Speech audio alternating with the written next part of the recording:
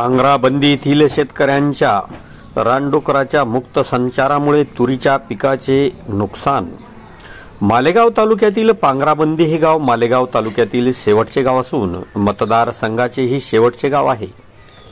या गावातील शेतकरी तेजस दिनकरराव घुले यांच्या गट नंबर 102-103 या गट नंबरमधील 3 एकरावरील तुरीचे पीक रानडुकराच्या मुक्त संचारामुळे पूर्णपणे उद्ध्वस्त केले गेले आहे।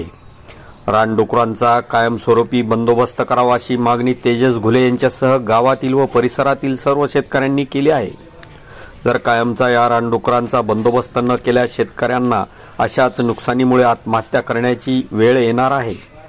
कारण कोणत्या शेतमालाला भाव नसल्याने शेती करणे सध्या परवडत नाही, परंतु शेतीचा धंदा हा शेतकऱ्यांचा पिढीपरंपरागत असल्याने शेतीही सोडता येत नाही आणि याबाबतच्या तक्रारी या परिसरातील शेतकऱ्यांनी वारंवार केल्या, परंतु कोणताही उपयोग झालेला नाही व नुकसान झालेल्या तक्रारीची वन विभागाकडे तक्रार करूनही अद्यापपर्यंत आर्थिक मदत मिळाली नाही। त्यामुळे वन विभागाच्या अधिकाऱ्यांनी याबाबत दखल घेऊन कायमस्वरूपी बंदोबस्त करावा अशी पांगराबंदी गावासह परिसरातील सर्व शेतकऱ्यांची मागणी आहे। तर आपल्याला हेच पाहावे लागणार आहे की आता या शेतकऱ्यांच्या प्रती परिसरातील